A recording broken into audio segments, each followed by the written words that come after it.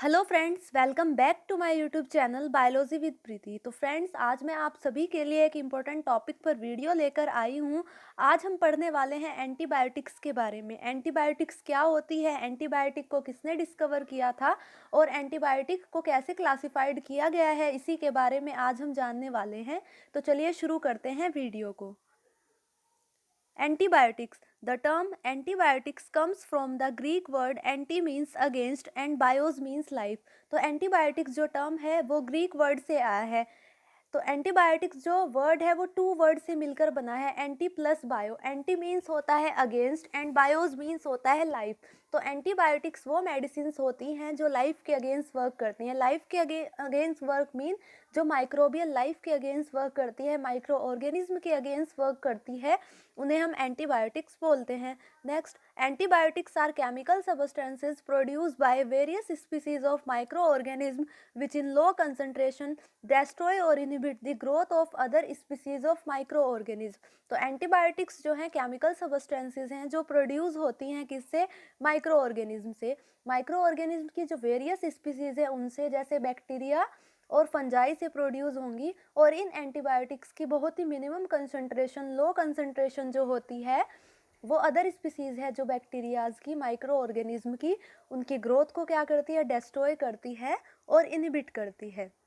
Then they also referred as antibacterial medicine. इन्हें हम antibacterial medicine भी बोलते हैं क्योंकि अगर हमें कोई बैक्टीरियल इन्फेक्शन हुआ है, बैक्टीरिया से इन्फेक्शन हुआ है, तो उसके अगेंस्ट ये वर्क करती हैं, इसलिए इन्हें हम एंटीबैक्टीरियल मेडिसिन भी बोलते हैं। Next, they are also use to treat bacterial infections. तो बैक्टीरियल इन्फेक्शंस को ट्रीट करने के लिए एंटीबायोटिक्स का यूज़ किया जाता है। बैक्टीरियल इन्फेक्शन लाइक यूटीआई हो गया, यूटीआई यूरिनरी ट्रैक्ट इन्फेक्शन एक बैक्टीरियल इन्फेक्शन है। तो इस टाइप के इन्फेक्शंस को ट्रीट करने के लिए एंटीबायोटिक्स का यूज़ किया जाता है। Then they may be antiviral, antifungal and antiparasitic. तो एंटीबायोटिक्स जो होती हैं वो एंटीवायरल भी हो सकती है। एंटीवायरल मीन्स अगर हमें कोई वायरस से इन्फेक्शन हुआ है तो उसके अगेंस्ट जो वर्क करती हैं उन्हें हम एंटीवायरल एंटीबायोटिक्स बोलते हैं। देन एंटीफंगल, एंटीफंगल मीन्स अगर हमें कोई फंगस से इन्फेक्शन हुआ है तो उसके अगेंस्ट वर्क करती हैं एंटीफंगल एंटीबायोटिक्स। देन एंटीपैरासिटिक, अगर हमें कोई पैरासाइट्स के थ्रू इन्फेक्शन हुआ है तो उसके अगेंस्ट वर्क करती है एंटीपैरासिटिक एंटीबायोटिक्स। तो ये जनरल इंट्रोडक्शन था एंटीबायोटिक्स का। नेक्स्ट, अब हम हिस्ट्री देख लेते हैं एंटीबायोटिक्स की, कि एंटीबायोटिक्स को किसने डिस्कवर किया था और कब किया था। तो in 1928 Alexander Fleming accidentally discovered penicillin. तो 1928 में अलेक्जेंडर फ्लेमिंग ने एक्सीडेंटली पेनिसिलिन को डिस्कवर किया। तो ये क्वेश्चन बहुत से कॉम्पिटिटिव एग्जाम्स में आता है कि एंटीबायोटिक को किसने डिस्कवर किया था और कौन से ईयर में डिस्कवर किया था और कौन सी एंटीबायोटिक को डिस्कवर किया था। तो अलेक्जेंडर फ्लेमिंग ने 1928 में पेनिसिलिन को डिस्कवर किया। तो पेनिसिलिन जो थी वो सबसे पहली एंटीबायोटिक थी।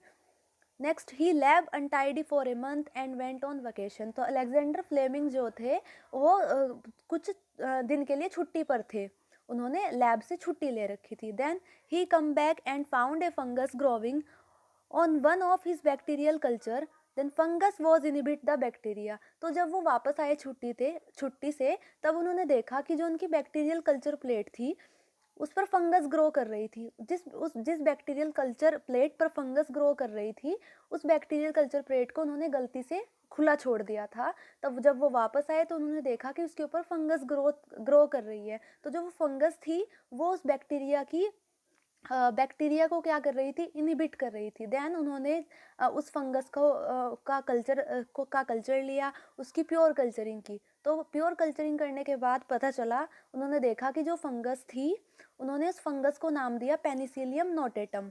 क्या नाम दिया, पेनिसिलियम नोटेटम। तो फंगस थी, उन्होंने नाम दिया से पेनिसिलियम नोटेटम, जिसे हम आज पेनिसिलिन के नाम से जानते हैं। तो पेनिसिलिन जो थी सबसे पहली एंटीबायोटिक थी जो पेनिसिलियम नोटेटम से आइसोलेट की गई, और अलेक्जेंडर फ्लेमिंग ने पेनिसिलिन को सबसे पहले डिस्कवर किया था। आप पिक्चर्स में देख सकते हैं, ये अलेक्जेंडर फ्लेमिंग है और ये इनकी कल्चर प्लेट है जहाँ पर इन्होंने कल्चरिंग की थी। नेक्स्ट, अब हम एंटीबायोटिक के क्लासिफिकेशन को देख लेते हैं कि एंटीबायोटिक्स को कैसे क्लासिफाइड किया गया है। तो एंटीबायोटिक्स को उनके मोड के बेस पर, एक्ट के बेस पर, एक्शन के बेस पर डिफरेंट डिफरेंट क्लासेस में क्लासिफाइड किया गया है। तो फर्स्ट है based on mode of action. तो मोड ऑफ एक्शन के बेस पर एंटीबायोटिक को 2 पार्ट में डिवाइड किया गया है। फर्स्ट है bacteriostatic antibiotics, then bactericidal antibiotics. Then based on their spectrum of action, तो उनके स्पेक्ट्रम के बेस पर उन्हें फर्दर 2 टाइप्स में डिवाइड किया गया है, ब्रॉड स्पेक्ट्रम और नैरो स्पेक्ट्रम एंटीबायोटिक। अब हम एक एक एंटीबायोटिक के बारे में डिटेल में देख लेते हैं। तो पहला है ब्रॉड और नैरो स्पेक्ट्रम एंटीबायोटिक्स। तो broad spectrum antibiotics are effective against a wide range of antibiotics. तो ब्रॉड स्पेक्ट्रम एंटीबायोटिक्स जो होती हैं वो लार्ज ग्रुप ऑफ जो बैक्टीरिया हैं उनके अगेंस्ट वर्क करती हैं, उन्हें हम ब्रॉड स्पेक्ट्रम एंटीबायोटिक्स बोलते हैं। एग्जाम्पल है penicillin. And narrow spectrum antibiotic are effective against only a narrow range of bacteria. तो नैरो स्पेक्ट्रम एंटीबायोटिक्स जो होती हैं वो लिमिटेड ग्रुप ऑफ जो बैक्टीरिया है उनके अगेंस्ट वर्क करती हैं, उन्हें हम नैरो स्पेक्ट्रम एंटीबायोटिक बोलते हैं। They prevent bacterial resistance from occurring. तो ये बैक्टीरियल रेजिस्टेंस होने से क्या करती हैं, प्रिवेंट करती हैं। नेक्स्ट है बैक्टीरियोसाइडल और बैक्टीरियोस्टैटिक एंटीबायोटिक। तो bacteriocidal antibiotics are the antibiotics will function or destroy and killing bacteria. तो बैक्टीरियोसाइडल जो वर्ड है वो भी 2 वर्ड से मिलकर बना है, bacterio plus cidal. Bacterio means bacteria and cidal means killing. तो बैक्टीरियोसाइडल एंटीबायोटिक्स जो होती हैं वो बैक्टीरिया को डायरेक्टली किल करती हैं, उन्हें डेस्ट्रॉय करती हैं, इन्हें हम बैक्टीरियोसाइडल एंटीबायोटिक्स बोलते हैं। सेकेंड है bacteriostatic antibiotics are the antibiotics will function to stop or slow the growth of bacteria. तो bacteriostatic means bacterio means bacteria और static means stop or inhibit. तो बैक्टीरियोस्टैटिक एंटीबायोटिक्स वो एंटीबायोटिक्स होती है जो बैक्टीरिया को डायरेक्टली किल नहीं करती है बट उनकी ग्रोथ को स्टॉप करती हैं, स्लो डाउन करती है, उनको फर्दर रिप्रोडक्शन और मल्टीप्लिकेशन होने से रोकती है। तो इन्हें हम बैक्टीरियोस्टैटिक एंटीबायोटिक्स बोलते हैं। नेक्स्ट है types of antibiotics according to the source. अब एंटीबायोटिक को उनके सोर्स के बेस पर 3 पार्ट में डिवाइड किया गया है। तो फर्स्ट वन है नेचुरल एंटीबायोटिक, नाम से ही इंडिकेट है जो नेचुरल सोर्स से प्रिपेयर की जाएंगी। तो these our metabolic product produce by micro organism. तो नेचुरल एंटीबायोटिक्स जो होती है वो नेचुरली प्रिपेयर की जाती है माइक्रो ऑर्गेनिज्म से, जैसे बैक्टीरिया से, फंजाई से। तो इसके एग्जाम्पल है नेचुरल एंटीबायोटिक्स के पेनिसिलियम नोटेटम, पेनिसिलिन। तो पेनिसिलिन जो आइसोलेट की गई है पेनिसिलियम नोटेटम से आइसोलेट की गई थी। देन स्ट्रेप्टोमाइसिस स्पीसीज, तो स्ट्रेप्टोमाइसिस स्पीसीज से स्ट्रेप्टोमाइसिन जो है वो बनाई गई थी। Then semi synthetic antibiotics, so these are chemically modified natural agent large group of modern antibiotics. तो ये जो एंटीबायोटिक्स है इनमें कुछ केमिकल मॉडिफिकेशन करके इनको बनाया गया है, इन्हें हम सेमी सिंथेटिक एंटीबायोटिक्स बोलते हैं। नेक्स्ट है नेचुरल सिंथेटिक एंटीबायोटिक्स एजेंट। तो these are chemically related to the natural antibiotics but completely industrial manufacture. तो सिंथेटिक एंटीबायोटिक्स जो होती हैं उनको कम्प्लीटली इंडस्ट्रीज़ वगैरह में उनकी मैन्युफैक्चरिंग होती है, जिन्हें प्रॉपरली इंडस्ट्रीज़ में बनाया जाता है, उन्हें हम सेमी सिंथेटिक एंटीबायोटिक्स बोलते हैं। नेक्स्ट है types of antibiotics on the basis of structure. अब एंटीबायोटिक को उनके स्ट्रक्चर के अकॉर्डिंग, स्ट्रक्चर के बेस पर डिफरेंट टाइप्स में डिवाइड किया गया है। तो फर्स्ट है beta lactam, second one tetracycline, third aminoglycosidic antibiotic, 4 macrolides and 5 polypeptide antibiotic and glycopeptide antibiotic. अब हम एक एक एंटीबायोटिक को देख लेते हैं। फर्स्ट है बीटा लैक्टम एंटीबायोटिक। तो these are antibiotic having beta lactam ring. The 2 major group are penicillin and cephalosporin. तो बीटा लैक्टम एंटीबायोटिक्स वो एंटीबायोटिक्स होती हैं जो अपने मॉलिक्यूलर स्ट्रक्चर में बीटा लैक्टम रिंग कंटेन करती हैं, और बीटा लैक्टम एंटीबायोटिक्स के एग्जाम्पल है पेनिसिलिन और सिफेलोस्पोरिन। आप देख सकते हैं ये सिफेलोस्पोरिन का डायग्राम है, ये पेनिसिलिन, और ये अपने मॉलिक्यूलर स्ट्रक्चर में बीटा लैक्टम रिंग को कंटेन कर रही हैं। नेक्स्ट है टेट्रासाइक्लिन।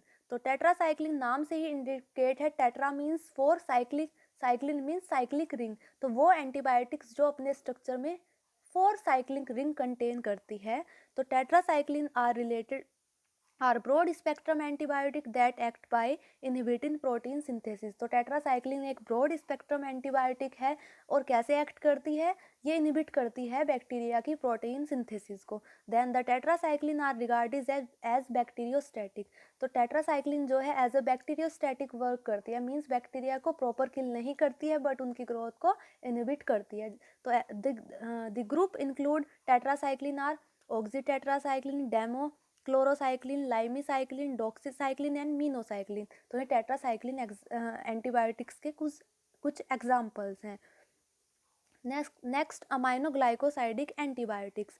तो these are a group of natural or semi synthetic antibiotics having polybasic amino group link glycosidically two or more amino sugar residue. तो अमाइनोग्लाइकोसाइडिक एंटीबायोटिक्स जो होती है वो natural or semi synthetic antibiotics हैं जो क्या करती हैं, अमाइनो ग्रुप जिसमें जो होता है वो ग्लाइकोसिडिक बॉन्ड से अटैच होता है।